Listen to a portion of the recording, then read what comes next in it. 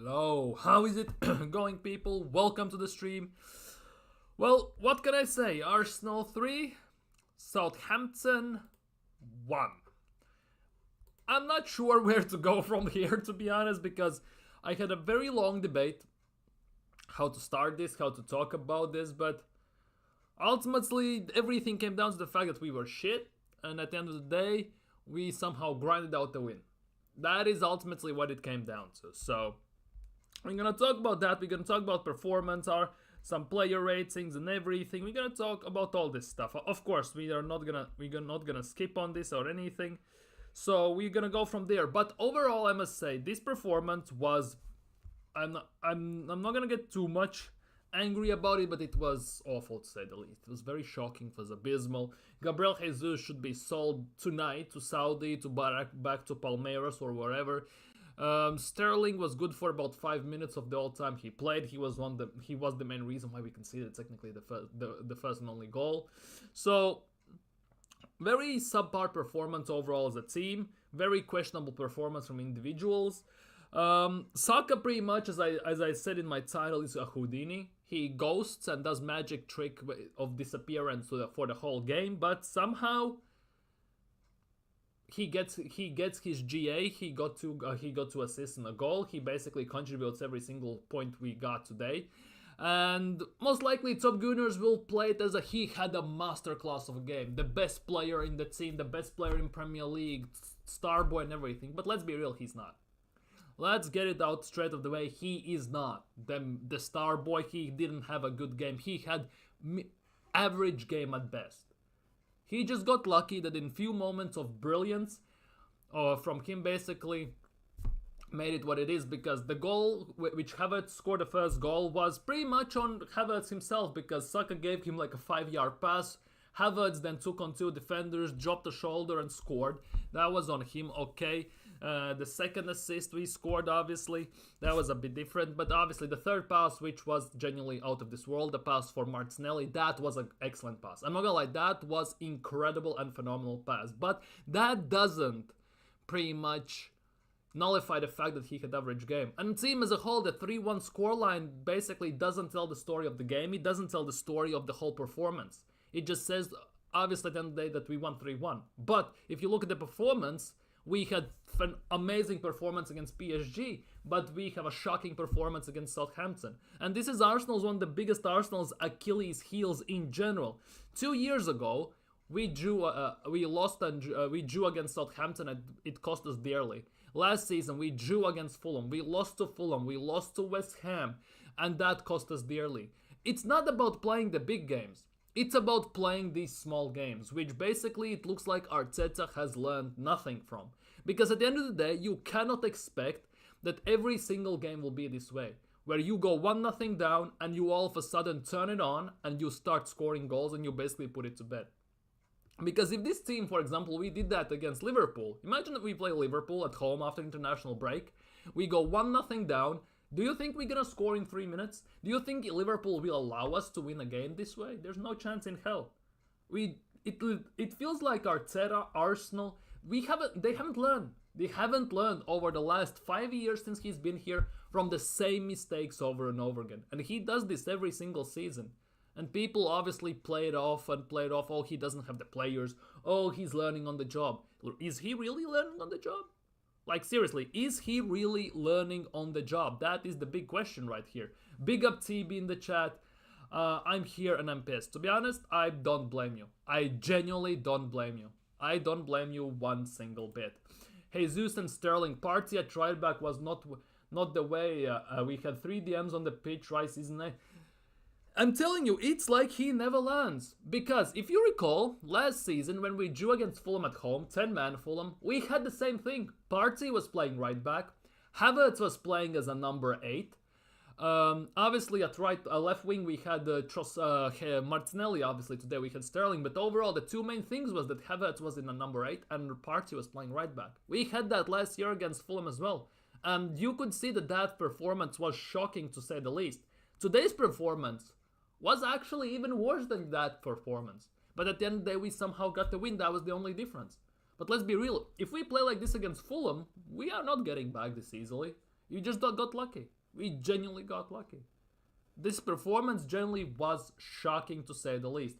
For me, Jesus should be sold back to Palmeiras or Saudi tonight. Just basically embrace what you're saying on the shirt, on the chest, fly Emirates, or whatever it says now, visit Rwanda and everything. Ship him off, fly Emirates to Saudi, straight up to Rwanda, wherever. He is not the guy anymore. Not the guy. He is basically playing like Lacazette with cheekbones, basically. What Jesus at the moment is, it's Lacazette with cheekbones. Or, I don't know, Eddie Nketiah. A bit better version of Eddie Nketiah that also doesn't score. It's just insane how shocking he is. Sterling as well, 100 grand a week we paid, and we just got lucky that Chelsea paid him extra 200 grand a week. But at the end of the day, what did he do today?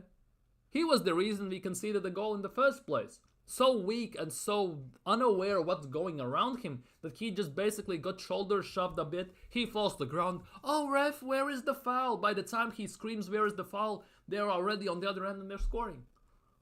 It's all on him. Not all on him, but it's partially on him because he should be aware the defender is trying to close him down. Those two are just done and dusted. It looks like Zinchenko is going to be back after international break. Not looking forward to that as well. When will Arteta and Edu learn that players like Jesus, Sterling, Zinchenko and stuff like that, we have outgrown them as a team. They are not good enough anymore to play for Arsenal because we are actually that good. I know it sounds weird based on this performance today and on certain performances this season and last season, but our team as a whole and quality we can produce, those players are not good enough anymore. Even as substitutes, they can get you about 40%, but they are not those 70 to 100% you need of the bench. They are not that good anymore. Yes, 2 seasons ago, Jesus, Zinchenko, they were good. But in that one season, we instantly outgrew them out of nowhere. Because let's be real, nobody expected that we're going to challenge in the first season, in the third season, when we finished second with 8 points behind. But in that season, you could see that we are outgrowing certain players and certain parts of the team. And last season it showed even more. And it somehow feels like Edu and Arteta are genuinely blind to it. Because we keep signing those type of players who just don't fit the team. I'm not talking about system, tactics, or something like that. I'm just talking about a profile and player in general. Because they genuinely are not just good enough. It would be one thing if we signed, for example, I don't know, Theo Hernandez randomly, or Rafa Leao, and he wasn't good enough, and he just couldn't perform for Arsenal, right? But we are signing players that we should not sign in the first place. Like Fabio Vieira, Jakub Kivior, and players like that. We should not be signing them. Because they are just not good enough. They don't elevate the bench. They don't elevate the team as a whole. They just basically take up space and waste our money. What has happened to Ethan Nwaneri? Why is he not playing almost... He hasn't played in the last 2 games. Why didn't he play in Champions League? Why didn't he play in today? What has happened to him? Like, seriously. What Arteta is doing to him? Like, what is going on here? Like, there are so many players. It's actually mad. I don't ever want to see Havertz... Exactly. It's like Arteta from the last season's first half of the season, last season, when he played in the midfield and was shocking, right? And then he put him up top because it wasn't working. It seems like he is not learning. He genuinely is not learning. Why are you squeezing a square-shaped form into a circle type of form, aka Partey into right back? Why are you trying to push a triangle into a square, aka Havertz into number 8 role? Why are you doing that? Play them at their best positions. You have players to play in certain parts of the team. You genuinely have. For me, as if you were yesterday in my preview for the Southampton game, I had 2 options. Either we will have good right back options, one of them will play, or we will play Calafiori at right back and Kivior at left back and invert from the right side. That was one of the options. And then the option that was just randomly I put out there just because of last season, Partey will play right back and Calafiori will play left back and he will push Havertz into midfield like he did last year. Fast forward 24 hours from that stream and here we are. Partey starts at right back, Havertz is playing as a number 8. As an Arsenal fan, I should not be thinking about stuff like that but it feels like it's very predictable. Unless he has a certain player he wants to play, he will do a makeshift type of situation, which he has done before, and it somehow has worked on a certain level. And that's the only reason why I was talking about the fact that we could play Partey at right back, why we could play Havertz again as a number 8. Only solely on the fact that he has done it before, and when the going gets tough and he maybe doesn't have a certain option, he might do it. And it actually happened. And that is something that really pissed me off before the game, not to say the least. It was. First half we had 0 shots on target, and that's disgusting. No, we had 1 shot on target in the first half. We had 1. Let's be real, we had 1 shot on target. Let's get it straight. But in the first 10 minutes, let's be real, we were good. In the first 10 minutes we tried to create, there was aggressiveness, there was there was some determination, energy and everything. But since the 10th minute, everything disappeared. Genuinely, everything just fell flat to the ground. They slowly grew into the game. We had about 11 shots, 1 on target. Southampton had 1 shot, 1 on target. Or 2 shots, 1 on target, something like that. And obviously, the longer it stayed 0-0, 0-0, the more chances it was of Southampton scoring, and then for us, it would be a squeaky bum time in general. So, yeah, it's not a great thing. It's genuinely not a great thing. We should have just pushed hard and just put it to bed, because my thought on this was, we're gonna put arguably the strongest 11 we can. We're gonna score 3-4 goals, let's just say 2-3 for sake of argument in the first half, and then around halftime, everything will be chill, relaxed. Then we're gonna sub on some substitutes just to give some players a rest. But we dragged this so long, so far out, it was actually painful to watch. And I'm not gonna lie, there was a bit of a head loss on my end when Southampton scored. I'm not gonna lie, and I'm not gonna deny it. Because the way we were playing, it was shocking to say the least, and I was falling asleep quite a bit. It was painful. Oh, don't start this. Genuinely, don't start this. Had our attack been better in the first half, we would have been winning earlier. We are short on players managed to wear the team. We aren't short. There is no excuse that Arteta can play the same 11 for 6 games straight in midweek games as well, and then all of a sudden randomly just change something. Genuinely drop everything and start with 4 or 5 changes. For me, the smart option, as smart as it was, let's be real, is playing Calafiori at right back, Kivior at left back, keep the midfield, and do something like that. Genuinely, there was something. That's it. Genuinely, that's it. Why all of a sudden there is randomly Partey at right back, then there's Havertz in midfield, Jesus is starting at striker. All of a sudden, Trossard, after arguably his one of the best performances in the recent times for Arsenal, gets dropped to the bench. Sterling starts and everything. Ay, Dios mío. Ay, Dios mío. Big updates in the chat. Yes, Havertz was man of the match. Havertz, for me, in a way, is man of the match. I cannot give it to Bukayo Saka. I have to give it more to Havertz in general. If we give Partey an extension, I know this club is cooked. And to be honest, speaking on the matter, we actually are thinking about this. It's not just a random stuff that's being put out there. Arsenal are considering this type of stuff. Arsenal are ready to open contract talks with Thomas Partey with a 2-year deal understood to be on the table. Mikel Arteta and his coaching staff are huge fans of Partey, while the player currently priority is to stay at the club. Thoughts? Like seriously, thoughts on this? Because for me, even if he stays at the club, there has to be a massive wage pay cut. I cannot stand for the fact that he's gonna be on the same wages, if not even bigger, than he is right now. Because he already is on 200 grand a week, which for the amount he has played for Arsenal is way too much. I can understand 130 to 150.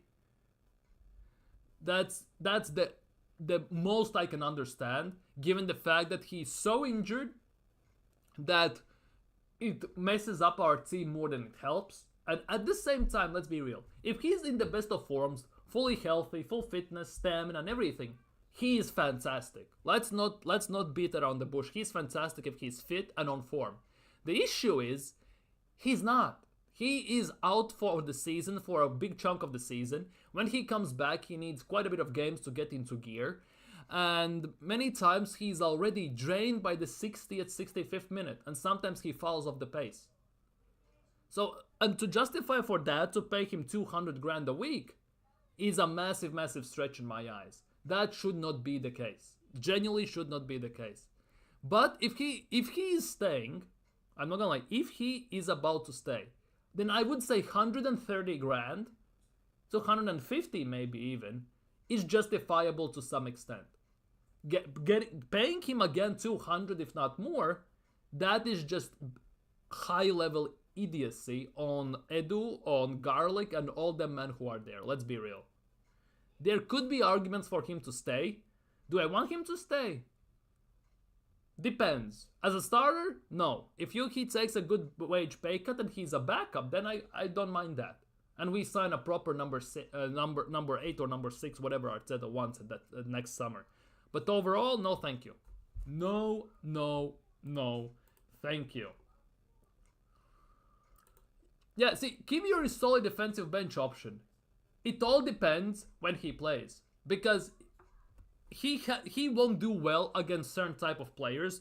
And the biggest part is that our left back side is very, very vulnerable. Still, even with Calafiori, we need to speak on this dumbass. Seriously, we need to speak on this dumbass. Mostly because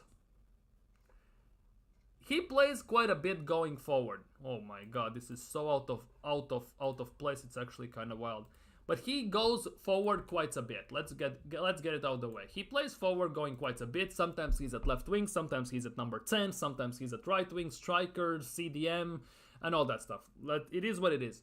The thing is though, when you watch him defend, it is genuinely sitting behind the sofa and looking over with one eye. Settings, pretty much. Or looking between your fingers on the way he's defending, because he gets outpaced by almost every single winger he has played. Against PSG, he was 3 yards in front of the attacker and he was with the ball. He was going after the ball, and by the time they got to the ball, he was already 4 or 5 yards behind the attacker who had outpaced him. Today as well, he got outdone by the right winger quite a bit, and I'm not gonna lie, that right winger didn't do anything special as well. He just dropped the ball and ran in the straight line, and he outdid Calafiori pretty easily. The gaps he leaves defensively, it's actually quite massive. Genuinely, Calafiori is like Zinchenko 2.0 in a way. Because forward going, he helps our attack, he can play the ball, he's very aggressive and all that stuff. Defensively, so far, he feels like a liability still. Haven't seen that type of performance where I could generally sit here and say, yes, he is a great left back, he will help us defend, and he can play left center back if needed, he will be good defensively. Because the way he goes forward and the way he tracks back and the way he gets outpaced and outmuscled by many wingers, it's very scary. And we don't know what's gonna happen when we're gonna face some maybe quicker, faster, trickier right wingers like that. Like, for example, Salah, even Sane. Imagine we play Real Madrid. We have to face Rodrigo, for example. Or randomly they rotate and it's Vini or Mbappe or someone like that. Like, it could be very, very long. We have to play Inter Milan. Inter Milan technically don't play with a winger per se, but it will be very interesting, for example, how he deals with the way Inter Milan plays, how he deals with Dumfries, for example, very quick and very physically strong and gifted right wing back. Let's see how he deals with, for example, with Dumfries when we're gonna play them. Will be very interesting to see, because so far, in my opinion, he hasn't done much to justify the reason of signing him, especially defensively. That might be just my opinion. I don't know you agree or not, but it is what it is. We haven't lost a match at Party Tribeback. It works for what we had to do.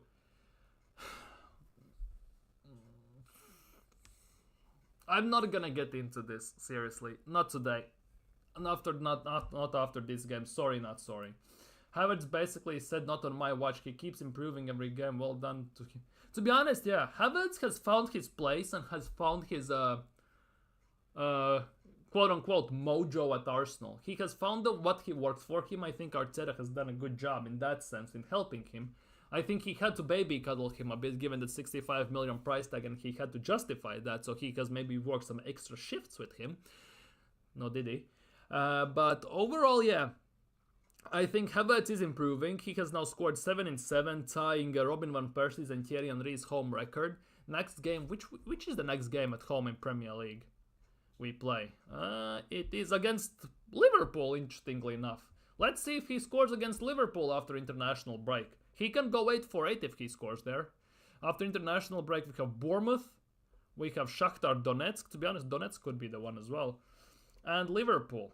To be honest, after this international break, we have one hell of a schedule, to be honest. If you think about it. We have Bournemouth away, which could not be easy. Shakhtar Donetsk, Liverpool, okay, Preston, Newcastle away, Inter away, Chelsea away. These 4 games specifically will be hell on earth. Because against we have home games, okay, Shakhtar and Liverpool. And then we go on a massive road trip. Preston, Newcastle, Milan, London, of course. But this will be something that will show what is what. Then we go to... There's another international break, by the way.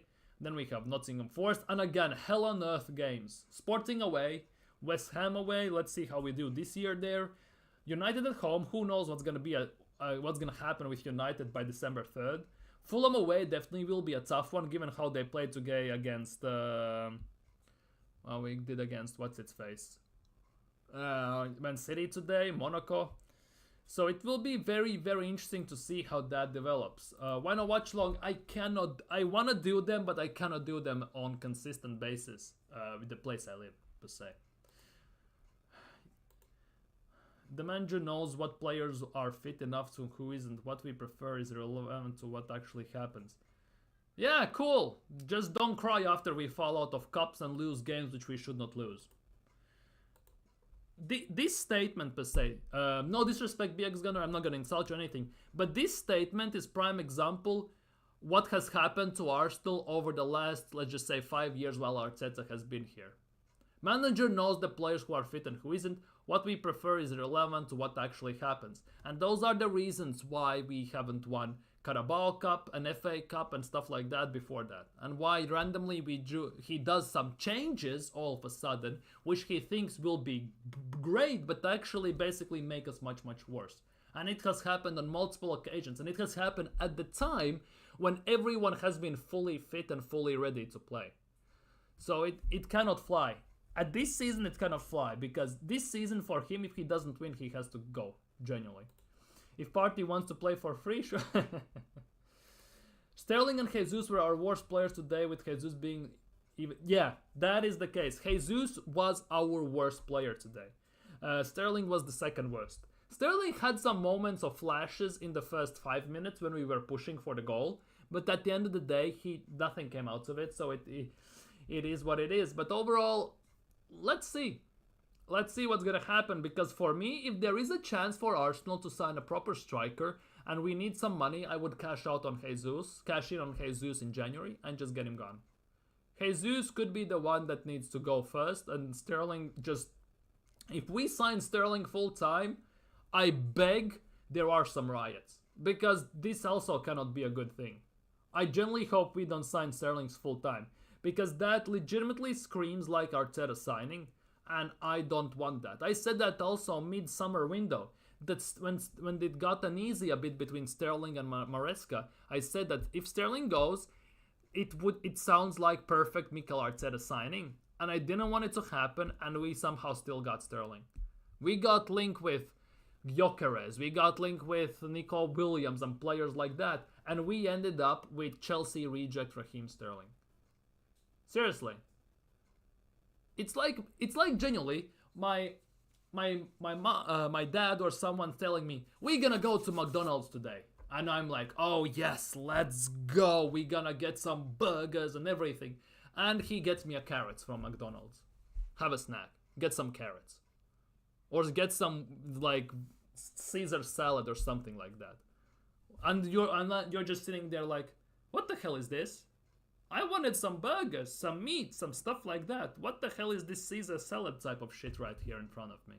But at the end of the day, you are hungry, you eat it up, and you kind of feel good for some time until you get home, right? So this is basically like signing Sterling. You are linked with Nico Williams, that is your burger per se. Then you get yours, and your dad or whatever buys you your carrots or your salad or whatever, which is basically Raheem Sterling. And then you're like, you eat it up, you kind of swallow the pride, you eat it up, and you feel still hungry, but it is what it is at the end of the day. You cannot complain, at least you got something. If Gordon's available in the summer, no, I wouldn't. I wouldn't get Gordon. I wouldn't get Gordon.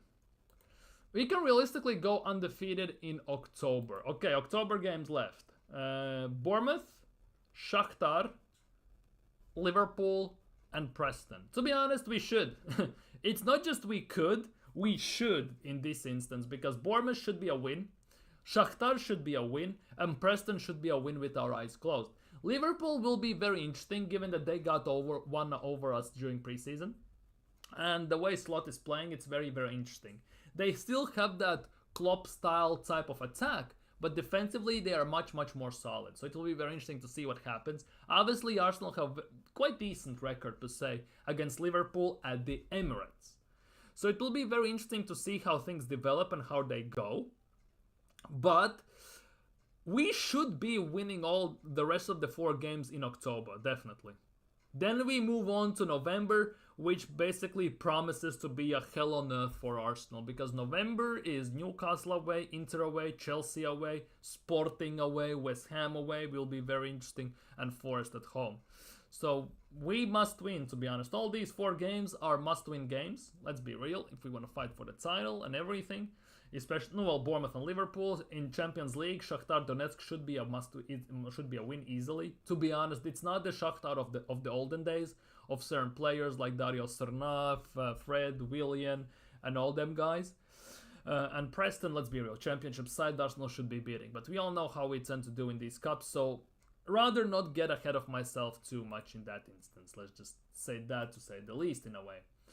Arteta has put us in position and isn't given any respect. We wouldn't be here if it wasn't for Arteta's rebuild. It's not saying that I'm not giving him any respect, but the way he's doing things, it's basically balancing on the edge of either you gonna do it or you basically gonna get hunted down at some point. And at the moment, yes, it's great that we're winning. It's great that we are still up there. But the way we are playing, the way we are changing things, and the type of performances we are putting in, long term, it is not sustainable. We had the same thing last year. We had similar performances, similar type of results, and everything was going good. And then in December, we went 1-7. And that has been an issue for Arsenal since I can remember, to be honest. Well, to a certain extent, obviously, not talking about invincibles per se, but let's just say it like this. Arsenal are this team where they have this moment where they capitulate. And I'm not saying they capitulate like in one game, but they do it in like in 1 or 2 clusters during the season. It happened 2 seasons ago when we capitulated, obviously kind of coincide with Saliba's injury and everything as well. We capitulated 3 seasons ago when we should have gotten 4th. But we got 5th when we should have gotten like 2-3 points from the last 5 games, and we got nada.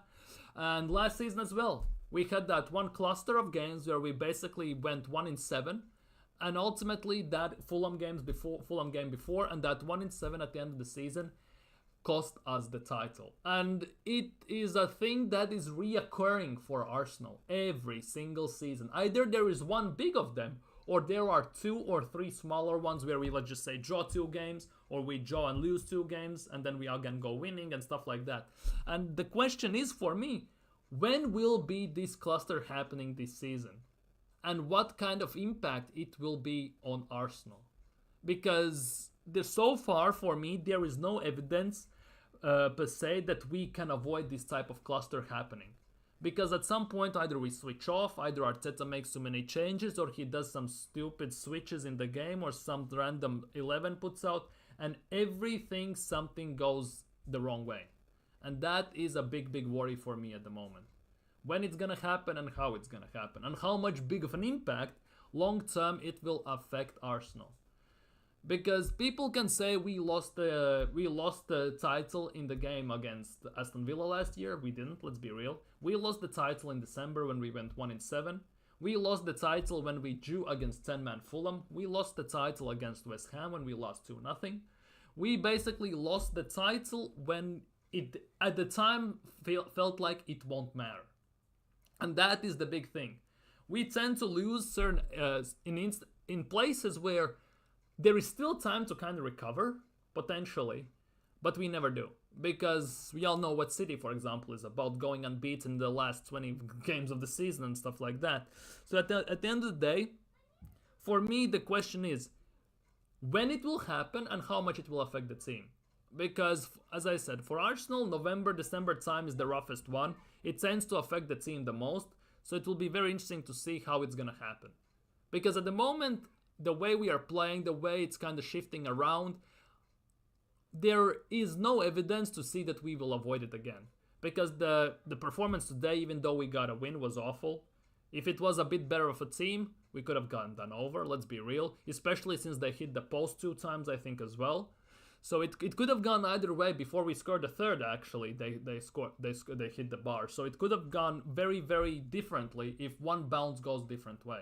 And then it still comes down to the fact that we don't have a goddamn freaking striker, proper one up top who can finish chances left and right and center.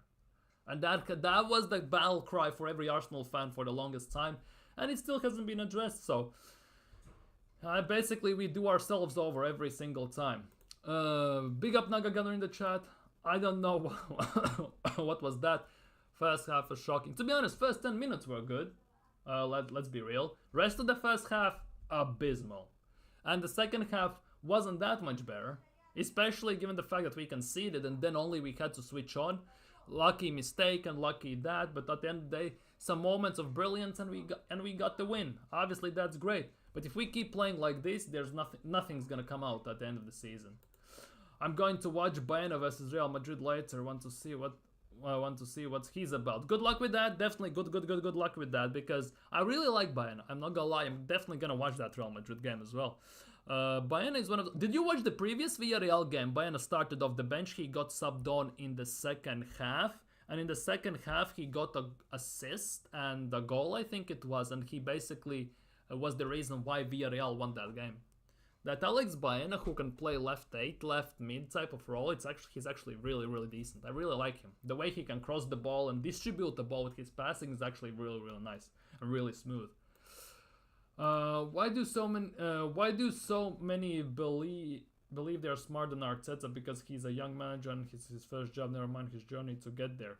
Nobody said that they believe they're smarter than him. How comes nobody can criticize anyone and held accountable when it comes to that? Do you think the fact that we won the game means we were perfect? No, it wasn't. No, it didn't. Do you think the fact that we lost means we're not going to lose again? No, it doesn't. We could have won 6-0 today. I would be happy about that. But I still would be disappointed if it was the same starting 11. Mostly because Partey should not be starting at right back. Period. That was the reason why he got injured last year. I'm still kind of interested why Wanyeri is not playing a lot anymore. All of a sudden, he played against Bolton and all of a sudden he doesn't play pretty much whatsoever. What's happening with that? Like, it's hella weird. It's hella weird. It's very confusing. I know Arteta wants to be like Pep in a way. He does these mad things, which if they work out, they look like moves of brilliance, basically. They look like moves of brilliance, and that's why people are saying, what is he doing wrong? It worked. He did this madness and it worked. At the same time, it will take one time and I'm not gonna get into this, but in the eyes of top Gunners, Arteta can't do anything wrong. That's the way I'm seeing this all over social media. As soon as you criticize him, you think that you don't think that he is the best thing since sliced bread, And despite the win, you're saying that maybe something could have been done much better, that performance could have been done better, substitutions could have been a bit different. All of a sudden, oh, you're a hater, why everyone's criticizing him, you cannot do that. I don't care. Let's be real. I'm gonna say what I think, and that is that. We are coinciding. Yeah, we are conceding silly goals. That is the big issue. And that still hasn't changed, ironically enough. It's on genes and moments. Yeah, we shoot ourselves in the foot. That's basically the way I see it. It has happened. It happened under Arsene Wenger in Champions League, Europa League, or in Champions League, sorry. And it happened after that as well. I don't know. I really like Gordon. Are there better left wingers? Maybe, but probs not available like Williams. We were linked to like a Dinger and Gordon, and definitely better than him. But the thing is, I'm not sure he would fit Arsenal per se. That's the way I'm looking at this.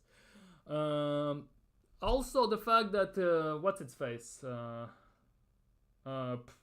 Gordon has said that he would like to move to Liverpool himself.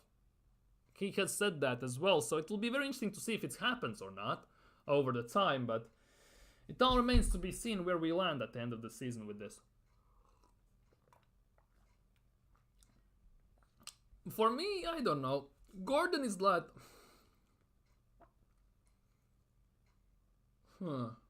I know Gordon has better finishing, but I cannot help, and don't get me wrong, I don't mind watching Gordon play. I think he's a great footballer. But at times he feels like he's basically an English Martinelli. In a way. The way he uses his speed and everything.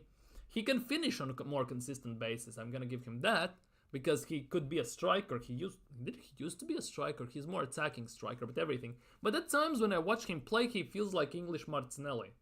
On a certain level. So I'm not sure how that goes. I know Arteta has been linked with him, but according to rumors, still Arteta's number one option is Nico Williams. So that will be very interesting to see whether he is going to move or not, because according to reports from Spain, Laporta and Barcelona have pretty much guaranteed that they're going to go back for him in summer. So that left wing spot is very still up for grabs. Very, very still up for grabs. Obviously, it remains to be seen what's going to happen there.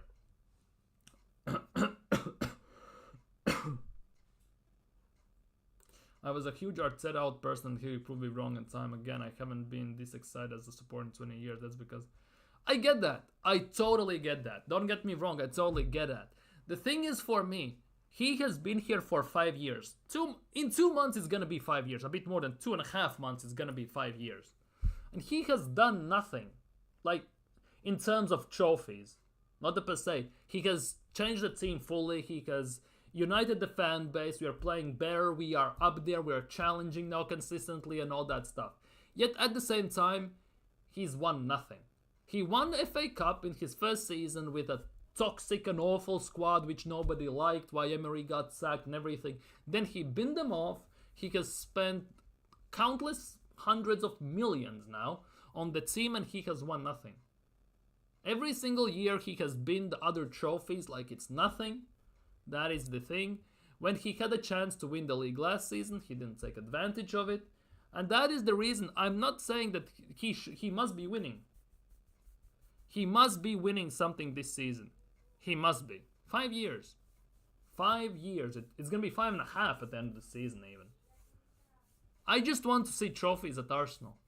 It used to be one of the biggest prides, for me at least, as an Arsenal fan, that we have won trophies and other big clubs haven't. We have won. Arsenal have one trophy over United, over Liverpool, and teams like that. Even though at the times when Chelsea had the Abramovich money and everything, we tend to win some FA Cups and stuff like that. I still was proud of that. Even though we didn't win the league, we got top 4, won the FA Cup and everything. But now, it's cool when you finish second, but at the end of the season, if you don't win it, it kind of doesn't matter in a way. And we haven't won a trophy, and I just want to win some trophies. I just genuinely want to win some trophies and sick and tired of being a fan who is always there but not close but no cigar type of situation, basically. That's like Liverpool under Brendan Rodgers. I'm sick of tired of it. So he has to win for me something, basically. 2 years of spent removing shit apples, and the last 3 we've been building the titles contender to win. True, yeah, we have. I'm not saying we haven't. Would be nice that you could kind of help building it in the way with some trophies to add to that, because having good foundations is the key, and we have decent foundations, but to build it around something you need also to win something, because sooner or later those foundations won't hold up, because if we don't start winning, that is also the case.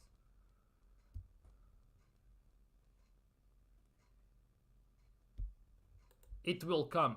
We should have won it the year Leicester won it. We should have won the year Leicester won the league. We should have won it then. But Giroud decided not to score. At that time, I said that to my friend. This was the last time for us to win the league in the next 10 years, most likely. And pretty much it is the case at the moment, given how City is doing things. Last year was the year we should have won the league. But we basically screwed ourselves over. Let's be real. Even though we lost to Fulham, we drew to Fulham, we went 1-7 in December, we still had a chance to win the league. And we screwed ourselves then again in the game against Aston Villa, losing it. It's our own fault again. That's for me. Speaking of winning trophies, the team I coach won the double today, my first season. Oh, big up! More trophies than Super Mikel Arteta already. Big up! I am joking only, but big up genuinely, seriously. Huge congrats. 2 trophies, amazing. Winning the double today. That is phenomenal. Good job coaching. Good job. Phenomenal.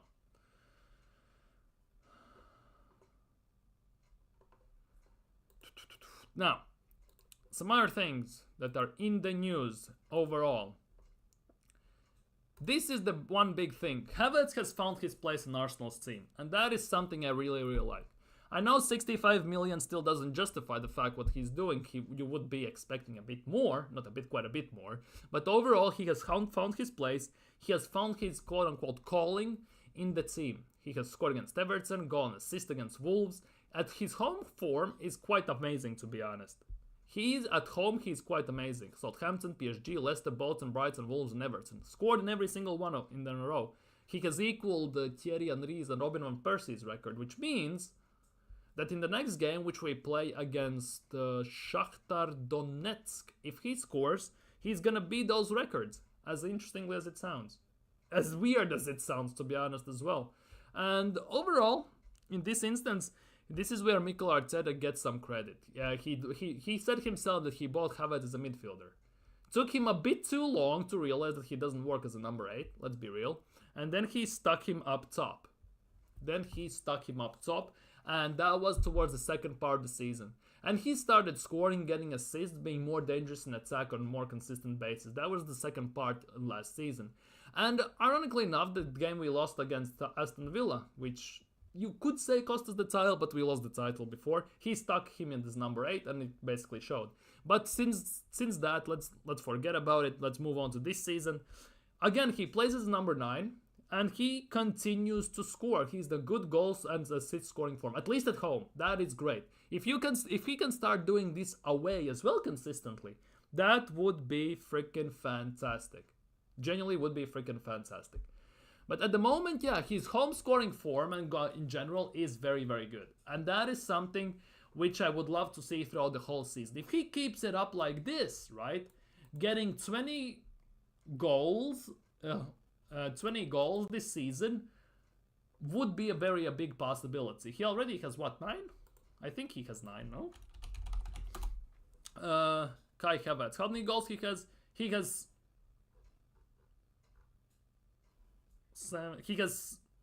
more. He has 7 goals and an assist this season already. 7 goals and an assist. So that is actually pretty darn good. If he can keep this up, that actually would work like a charm. He is on it. Definitely, he is on it at the moment. Hopefully, he doesn't go on a cold streak. Let's be real. But overall, he is kind of at home. He's doing his thing. And as I said, if he can do it away, would be fan-freaking-tastic. That is the big thing. Big up to Kai Havertz.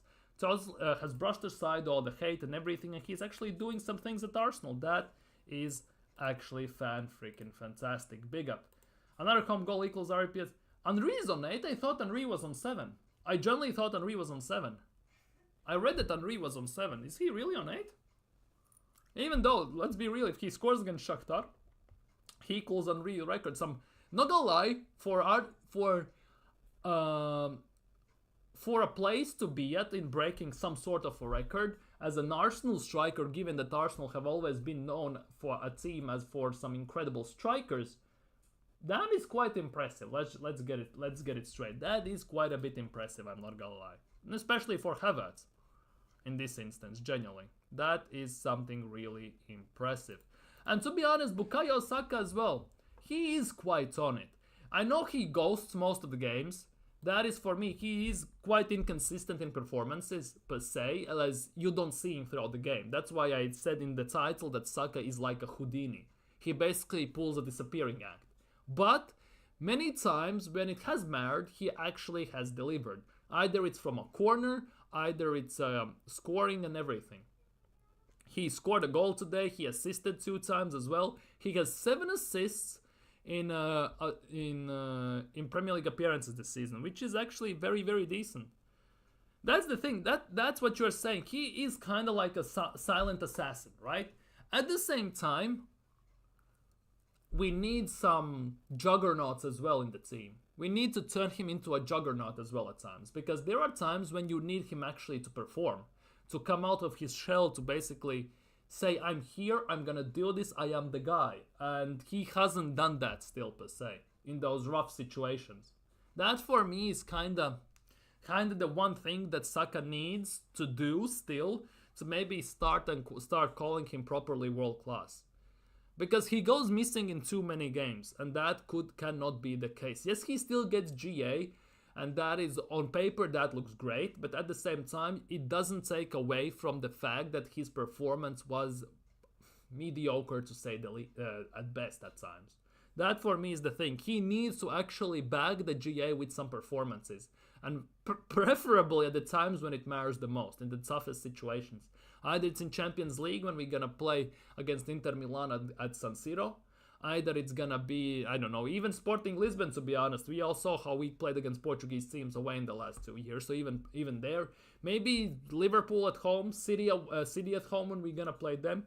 Play those games and, for example, be the focal point, score 2 goals and everything. Be the main guy that drags us over the line. He needs more of those performances. Being that it factor, basically. Being him, per se. Not just getting some GA at the time when it matters, when we need some. Or even when the game is decided. We need those I am him moments from Saka, per se. When that one clutch assist, that one clutch goal basically wins us the game or wins us something major. That's what's something for me personally, what is missing from Saka's, per se, repertoire, if that is the case, from his dossier as a player at the moment. Arteta might be harming Rice's development. I know he's versatile, but we can't keep changing how he is used.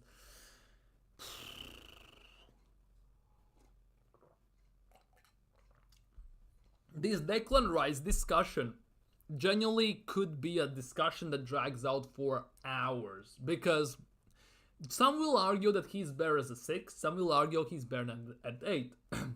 Obviously at West Ham, he has played as a center back as well, then he got put as a number 6. People will say that he's better as a 6, and I tend to agree with that statement. The thing is, as long as Partey is here, unfortunately Rice will have to occupy that left number 8 spot. Unless, at times, for example,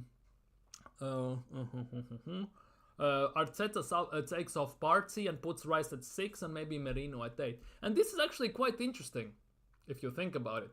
We had the chance today, with Partey playing at right back, to play Rice as a 6. But who we played as a 6 today? We played Jorginho as a number 6 today. We still played Rice as an 8. Which is very interesting. Obviously, you cannot play Jorginho as a number 8, let's be real. But maybe having that option of playing even Merino maybe as a number 8 and maybe Rice at 6. That could have been a case. But it's very interesting that even with the fact that we play Partey, our main number 6, as a right back, we still don't play Rice as a number 6. Could maybe be an indication that Arteta doesn't see him as a number 6 even long term. Maybe he wants to mold him into being a number 8. The issue with that is he isn't as effective in the 8 as he is as a number 6. The other side of that is, as a number 6, the things we need from a number 6, we need something more like Thomas Partey there. Especially with passing and decision making wise and maybe technical ability wise. And that again, Rice doesn't possess in this instance. So we need kind of mold of Rice and Partey into one player and play him as a 6 for this team. But there isn't such one at the moment. So it is what it is, I guess, at the end of the day. It's a bit iffy one, let's just say that. It's something that's basically a big question mark for the team as a whole, in my opinion. How to solve that issue, because we didn't have a proper number 6 since Patrick Vieira, basically, until we signed Partey. Unfortunately, Partey was hell injury prone. It took us a long time. We had Flaminis, Kokanans, and players like that there. So yeah, Wenger even had to play 3 number 8s at times in the midfield when we played. And in Arteta's system, we cannot play with 3 number 8s, technically, can we? Well, we have number 10, we have number 8, more defensive number 8. Maybe we could kind of ride some risks with that, but it wouldn't work. In the system, it wouldn't work, in my opinion. Rice is way better with the game in front of him than behind him or on transition. That's the thing. But we have Partey there. Arteta doesn't see it that way. That is the thing. I must say, Partey as a 6, for example, would work. Then Merino, Odegaard, even though he's injured at the moment, the way they drop deep, they come for the ball, maybe to try and maybe mask the fact that Partey doesn't have that passing on him like Thomas Partey, for example, does. Decision making. It could work, but the thing is, Partey, for me, Rice has to start as a number 6 if you want to him be the most effective Rice. Unless we play double pivot as like 4-2-3-1 with 2 DMs, that could work as well. The thing is though, it's inevitable that one of the 8s will have to push forward, and that most likely will be Declan Rice, which again will put us in this position where the game will be behind him again and he will have to track back. So yeah, for me it's very interesting that the fact that even though we had our right back, our number 6, main number 6 playing right back, we still didn't play Rice there. We had to play Jorginho there. So that is a bit interesting one. That is a bit of an interesting one. But yeah, at the end of the day, it is what it is. Some tough schedule coming up. If we look, to be honest, at... bless me. If we look at the table, it's looking very, very interesting at the moment. We are sitting 3rd in the table. 3rd in the table. Same goal. If we had scored one more goal, we would have been ahead of City. We would have been 2nd. But at the moment, we are sitting 3rd in the table. Chelsea, Villa, Spuds, Brighton still have to play. Quite a bit of games still about to happen. At the moment, Newcastle are playing, am I right? The Newcastle are playing against Everton. I think the game is away, isn't it? Isn't it? Everton are playing away. No, Everton are playing at home. 61st minute, Newcastle still haven't scored. This is a bit interesting one, I'm not gonna lie. I wonder how that goes. Where are the stats? Let's check the stats of the game. It's very loading, very long. Matches. Newcastle. Stats. Let's see the stats. Shots 9-4. Shots on target 3-1. Possession 34. Passes. So let's be real. Newcastle are struggling quite a bit against Sean Dyche. Genuinely are struggling quite a bit. They have 7 corners. Holy crap. Yeah, but they're struggling quite a bit against them. That is actually quite interesting to think about. Say it's Champions League final versus Madrid and the whole squad is fit and on form. Who is in your midfield? Holy crap. Even thinking about that makes my head spin a bit, because I genuinely don't expect us to be there. I should be expecting, but I kind of don't see it at the moment as of yet. But if we get there, I'll be ecstatic. Champions League final against Real Madrid. Which Madrid? You said Madrid. It's Real Madrid, obviously. Nobody says Atleti as Madrid. It's Real Madrid. Whole squad. Who is in your midfield? Oh my god. So most likely, they will put out starting in midfield of Jude. I would say Tchouaméni and Valverde. Maybe something like that. Or Camavinga. Tchouaméni, Jude, something like that. So I would put out... pause. Not like that. I would I would play I would play Party. I would play Odegaard.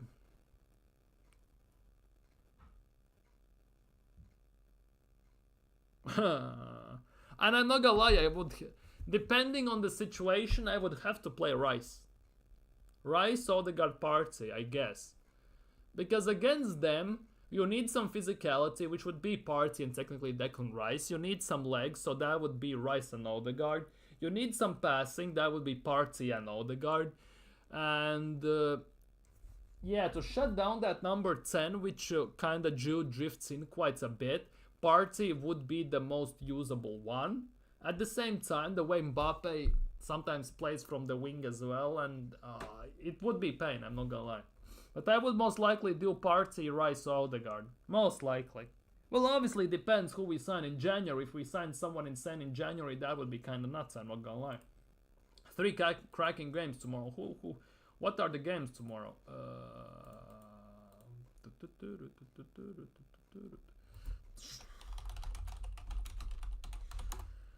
Again, misspelled. I'm very sorry. So tomorrow, Aston Villa versus United. Ho ho ho. Could this be the last game for Eric Ten Hag tomorrow? Could this be the last game for Eric Egg Hag tomorrow? Chelsea Forest will be interesting one. For me, Chelsea Forest actually could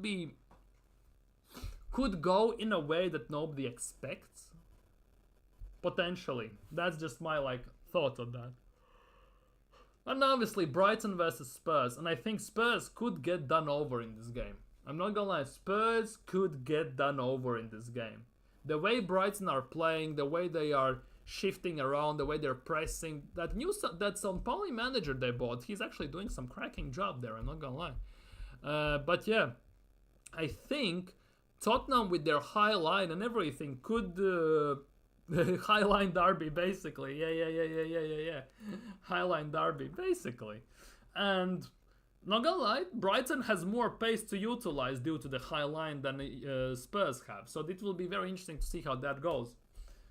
Obviously, Werner will hit the ball out of the stadium at some point and everything. So it will be very interesting to see actually how that develops in the game. Which team will get the upper hand, but that high line from either of the teams will be very interesting. I'm more impressed that Newcastle have done nothing against Everton. Everton arguably are one of the worst teams in the league at the moment, aren't they? So what's the starting lineups here? Pickford, Tarkowski, Keane, Young. Imagine having a 50-year-old Ashley Young at left back and not being able to take advantage of that while Murphy is playing against him. How wild is that? Mangala, Doucouré, Harrison, McNeil, Dye, Calvert-Lewin. So who'd they put out? Pope, Schär, Burn, Hall, Trippier, Tonali, Guimar. That, to be honest, is proper defensive midfield. Proper defensive midfield, if I've ever seen one. Guimaraes, deep line playmaker. Tonali, defending box-to-box playmaker. And Joe Linton, just simple box-to-box. Why don't they have, a creative number, like attacking midfielder? Why don't they have that? They just haven't bought one, or is somebody injured? Almiron, they want to sell him. Vlachodimos, Livramento, Kelly, Willock. They don't have one. By default, they just don't have one. As weird as it sounds. Mad. Oh, Pickford save a penalty. Holy moly. That is actually kind of wild, I'm not gonna lie. GG on Pickford. T-Rex arms actually did something in the game. No, honestly, Murphy is not a Prem level. That's the thing about Murphy. There are games when he looks like a world beater. And then there are games when he looks like a mid-level championship player. That's one of the biggest things about these players. They are very inconsistent. Very inconsistent. Again, my camera has done a madness. What the hell? They're very inconsistent. And that is also, I think, the case in all these regards. But overall, table. It's not loading. There we go.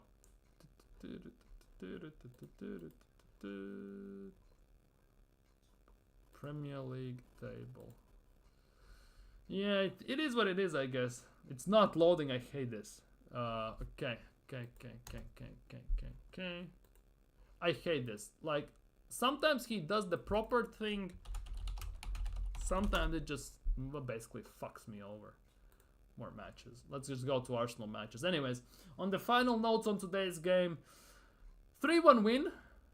Questionable performance, but it is what it is. I guess we got the job done. So, who is the best left winger in the Premier League? Maybe Diaz and Gakpo on form, but not for me.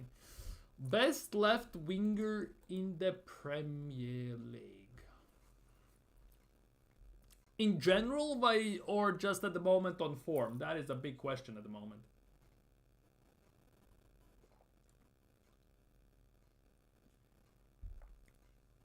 Because I could say that one of the best left wingers in the Premier League is Pedro Neto. Obviously, depends if you want to say on form or in general. In general, I would say there's Pedro Neto, Luis Diaz, if he can finish, and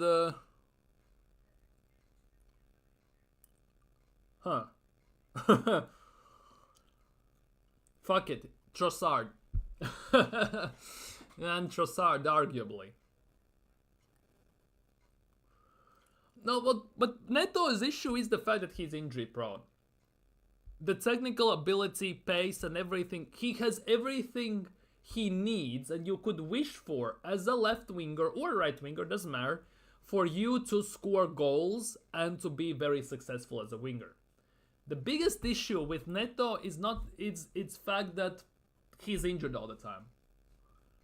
I think it was last season when he had about 10 assists in the first 15 games, and basically he sat on that for about 3-4 months because he was injured. He could have gone some sort of a record there or something. I don't remember. Something about Neto there was last year.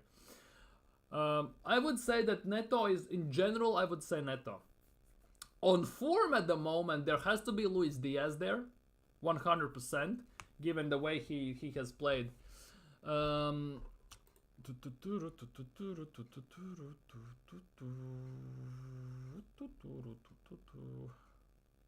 actually don't know. Like left wingers, it's very rare thing for Premier League to have a proper proper wingers in general, since the Ronaldo days, Nani days and stuff like that. You don't have those anymore. Like proper wingers. Would say Visa, but he's a right winger. Well, Buemo, but he's a right winger.